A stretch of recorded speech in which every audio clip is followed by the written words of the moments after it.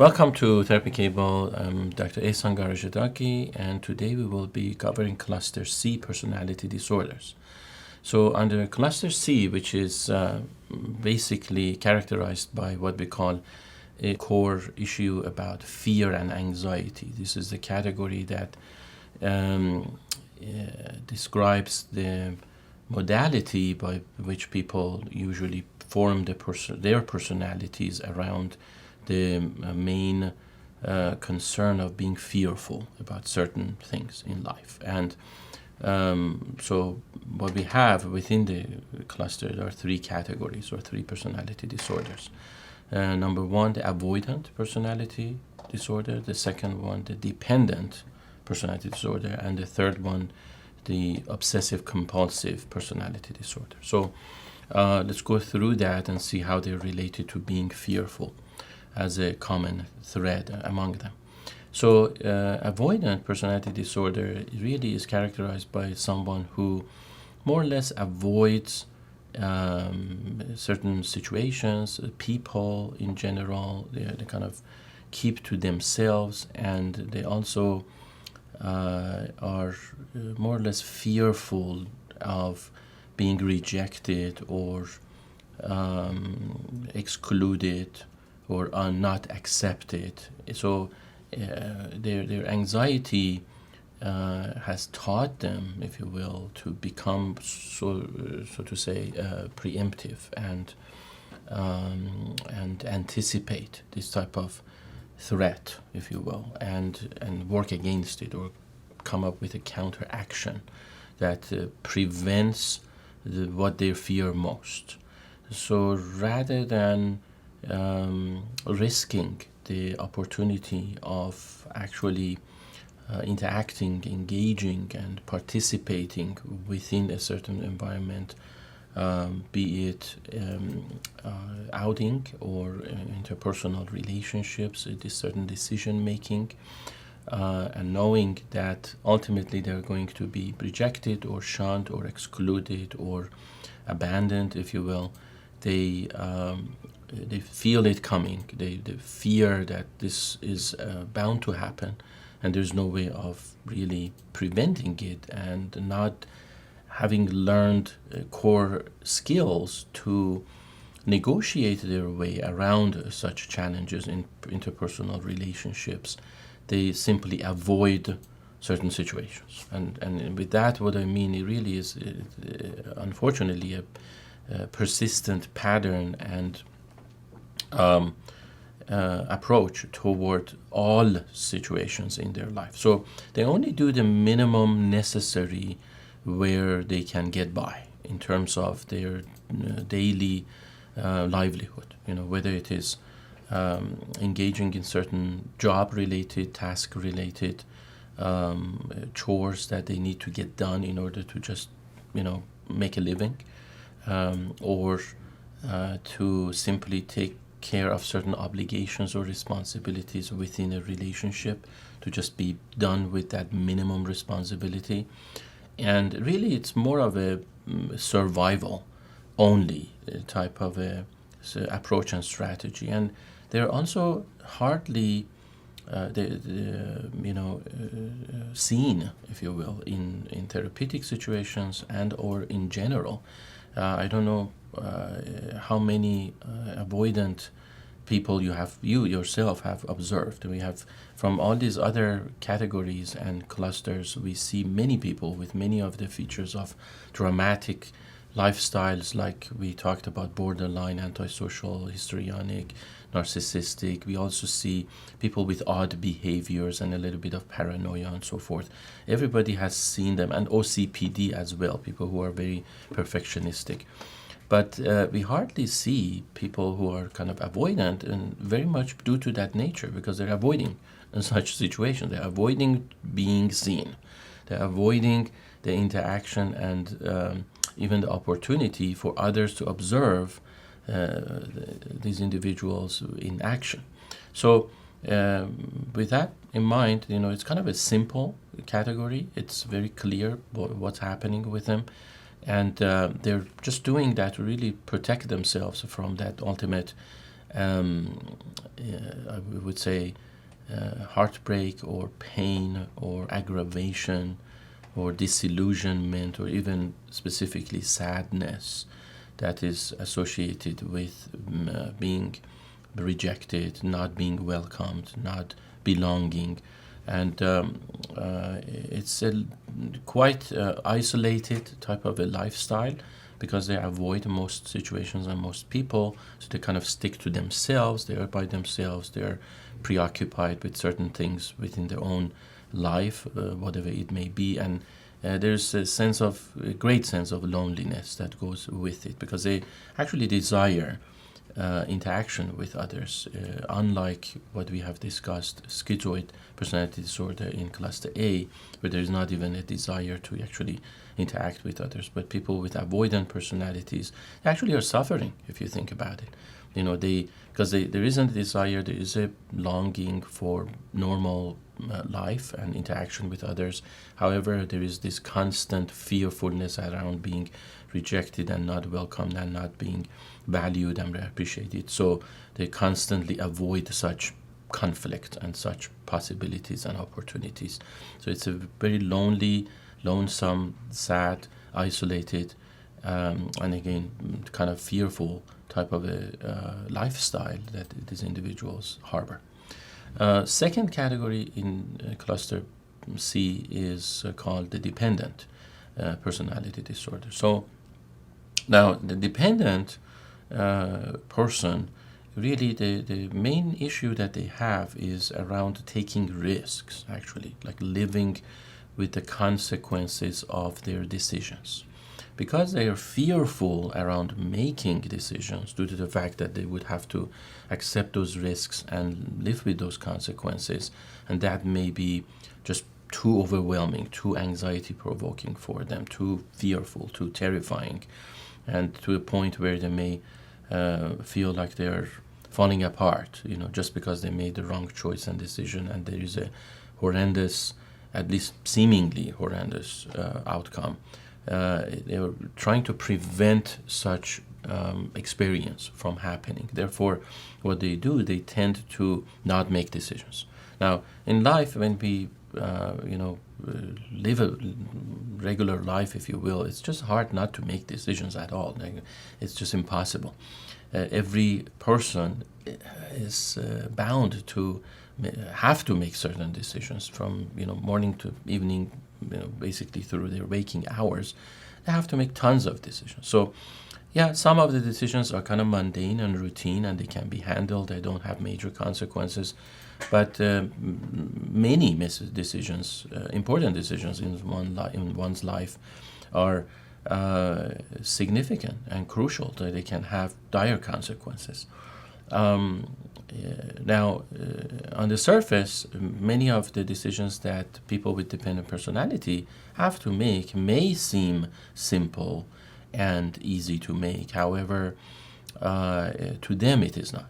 So to give an example, it's a simple decision where to go eat, let's say, or what to have for dinner, or what kind of a furniture to buy, or what kind of a trip to make, and what kind of a budget to put together for sort of specific expenditure. So these are kind of simple decisions generally. People, in general, most people get used to these decisions and they make some mistakes, they live with it, and they go on. But people with dependent personality, you may find that even have a hard time with these simple decisions, as I mentioned earlier. But the idea here is that they are simply deficient, if you will. That's their weakness. They haven't learned the skill set, the coping mechanism to come to terms with these kaleidoscope in life in terms of kind of a, if you will, dual or multiple perspective about life. That life is that, there are pros and cons. There are good and bad. There's advantages and disadvantages. So that's just simplicity of life. But they have a hard time with dealing with that, kind of overcoming this reality that there are certain mistakes, mishaps, failures, disadvantages that they just need to live with and accept. So therefore, it's hard for them to actually push themselves through to make a decision, live with that consequence, and get over it. So instead of going through this, if you will, path of step by step accepting realities of life and just live with the imperfections of life, what they do is they depend on others to make these decisions for them. So you would see this pattern and trend in the individual with the dependent personality who is highly relying on their partners, on their family members, on others. It could be even a roommate, where they constantly ask others to make decisions for them. So if they're going somewhere to eat, rather than expressing their opinion, what they want to eat and what they feel like eating today, or cooking, or such decisions, they would just defer that decision to somebody else. They don't express their opinion. They don't say what they like. They just go around. If it is one person or two people or a group of people, they go around and then always kind of reflect back on the others what other people want to do. Or when it comes to, let's say, budgeting, rather than saying, well, this is what I think, this is what we should do, etc., they just kind of defer and go along with whatever decisions are being made by other people. They don't express their distaste or dissent or disagreements. And so ultimately, over time, if you think about it, if you're doing this on a daily basis, their life becomes highly dependent on all kinds of decisions that are done by all kinds of people. So now, mostly individuals with dependent personality, they become dependent on one person, the one that is closest to them. A lot of times it's husband and wives or partners. At times it's a family relationship, like parent-children relationship, and it could be in both directions, either children becoming just even grown-up children, let's say people in their late 20s, 30s, 40s, 50s, just dependent on their family to make decisions for them and not risk making their own decisions and living with those kind of consequences. Or vice versa, parents that could be highly dependent on their children, whatever the children say, even again grown, even younger children, for instance, even teenage children who make certain decisions and parents just go along with it, especially I would say in single parent households. This could happen.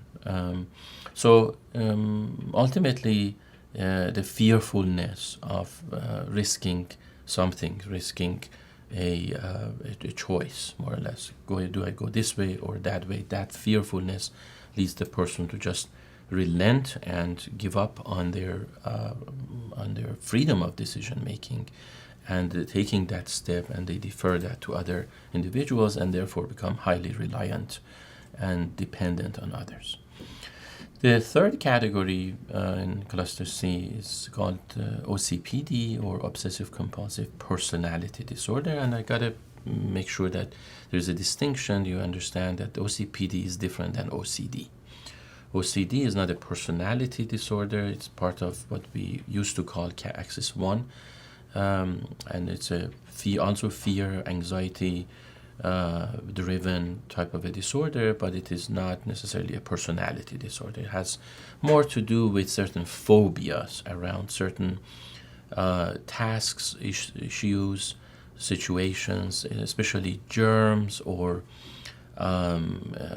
certain actions that they're very limited.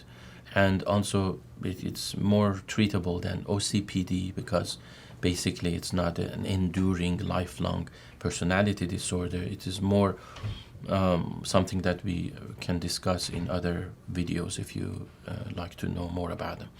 But OCPD here is more about an enduring personality characteristic, a trait, a tendency of a person over most of their lives. Basically, the way they lead their life, the way they lead their relationships, the way they lead their household, the way they take care of themselves and others, their also their opinions, the way they express and actually impose, if you will, their opinions on situations or on people or on relationships. And the OCPD, basically, the core issue of this personality disorder is a sense of perfectionism. So, and again, how does it relate to fearfulness? The fearfulness of not being able to control one's life, not being able to predict more or less the future. It can be the immediate future or the further future down the road. But if we understand that predictability and foreseeing certain threats in life are necessary for a person's survival, we understand how OCPD's mind has been highly focused and concentrated around this need of survival, which is manifested in their desire of predictability, to be able to kind of call out shots, certain odds in the future, to kind of know what is down the road, what's expecting them down the road, and to be able to be in a position of control and power and protection for themselves, so they can take care of themselves and take care of the situation, rather than being completely overwhelmed, lost, at a loss, not knowing what to say, not knowing what to do, being taken advantage of. So this particular challenge has driven a person with OCPD to develop that type of a mindset and focus in life, to want to always be in charge, be in control, predict the situation and the future, so they can kind of relax. So if you think about it, they get themselves into this overdrive of highly controlling type of approach toward themselves and their environment in order to relax.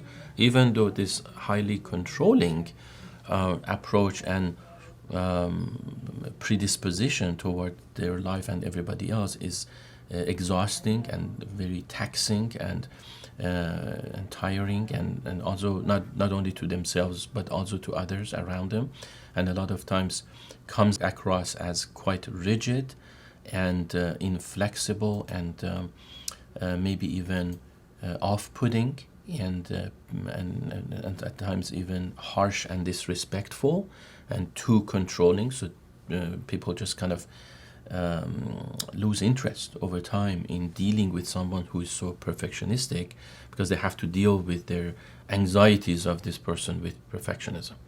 And whereas other people in general, they may just kind of relax naturally. They may worry less about the future and be more present in the moment, and have developed the ability to kind of live with the imperfections of their life, and are okay with having less than a perfectly controllable and manageable situation in their life. So they have learned more or less a coping skill to deal with the imperfections and the inefficiencies and deficiencies of their life and environment and people around them. So they're more relaxed, and then having to deal with someone who has OCPD actually creates more anxiety for them. But a person with OCPD doesn't recognize that, and doesn't generally, subconsciously, doesn't even care about it, as they are already overwhelmed with their own anxiety about the future, about the environment, about what may happen. So this perfectionism, a need for perfectionism, leads a person to engage in certain what we call compulsive actions and habits, and that's where the C for OCPD stands for obsessive-compulsive. These compulsions are tasks and routine, if you will, behaviors that a person is engaging in on a constant basis in order to deal with their underlying anxiety that may arise if life around them is not perfect, which, by the way, is the related to the obsessive part of the OCPD. So to kind of break it down, we have obsessions, we have compulsions, and then we have a personality disorder, and the core of it around issues with perfectionism and the need to control and predict the environment. So these anxieties that may constantly pop up in terms of what may happen in the future. I better be in charge, I better be in control, I better be on top of my game, or things will fall apart. These anxieties constantly lead to a person's continuous engagement in certain compulsive actions that they can't fight against. These are just certain things that immediately drive and determine the actions of this person in order to, just like we mentioned, create as much as a perfect of a situation as possible in order to prevent the worst from happening. So we reviewed avoidant, dependent, and obsessive-compulsive personality disorders. They're all centered and revolve around this common theme of fearfulness of certain possible worst-case scenarios that may happen and create some damage and destruction in their lives. This is very much a subconscious or unconscious dynamics that is going on. If people were acutely and astutely aware of these anxieties and how these anxieties are driving them and how they are not necessarily the best perfect set of choices in their lives, they could simply just kind of make a simple decision and say, well, I don't have to be so anxious. No, the world is not going to end. No, I'm not going to lose control, that easily. If we could easily rationalize about these and have a conversation with ourselves, if you will, with our subconscious, where we are astutely and deeply aware of all these dynamics, and we can just kind of relax and go about our lives and not even have these personality disorders, if you will. Now, again, we have talked about personality disorders in general, and I do want to make this distinction in terms of this is a spectrum we are talking about, because when you may hear about something called narcissism, well, a lot of people are narcissistic. There's something called healthy narcissism, and without healthy narcissism, people wouldn't even survive in this world if there wasn't any good level or higher level of self-evaluation, self-appraisal, self-praise, if you will, and self-admiration, then people would really have a hard time to get up in the morning, because there's lots of adversarial factors and impact, if you will, in life that go against our nature and against what we want in life. So any of these personality disorders, they're a spectrum of features, of traits, of characteristics. Any one of us may at times want to overcome or overrule or go against the grain, if you will, and against certain rules or authorities, and kind of rebel at certain things we don't like. That doesn't make us antisocial immediately. Any one of us, we may want to get the attention of other people and be the center of attention, present ourselves in the best light, but that doesn't make us histrionic immediately. Any of these personality disorders, the distinction where we want along this spectrum kind of draw a line and say how much of it is too much and is regarded a disorder versus just a personality trait or characteristic, lies around the idea where these personality styles, if you will, become dysfunctional in nature. So to the point that we are mostly driven by our subconscious anxieties and fears to the point of destruction, to the point of losing friends, family members, valuable relationships, even assets, tangible materials, if you will, that we own in life, because we have made certain decisions, really bad decisions, over and over and over again, and we are impervious to and oblivious to the realities of life that are occurring simply based on our personality characteristics. So if some of these characteristics actually propel us into the future and give us a healthy opportunity of living a healthy life, they can become an asset. But if it is too much, if we go, engage in these types of very much subconscious and unconscious coping mechanisms around our certain anxieties, fears, and what we call neuroticism, and to the point that we are really defeating the purpose, defeating our own goals, and become less successful and more or less fail throughout our journey of our lives, then we are dealing with an actual disorder. So how do we deal with those disorders if they become a disorder, and how do we detect them? We will certainly cover that in another video, where we will go over the treatments of these personality disorders. As always, I would like to invite you to leave a comment for this video, and also any ideas, suggestions, thoughts that you may have that you would like us to create more videos for you.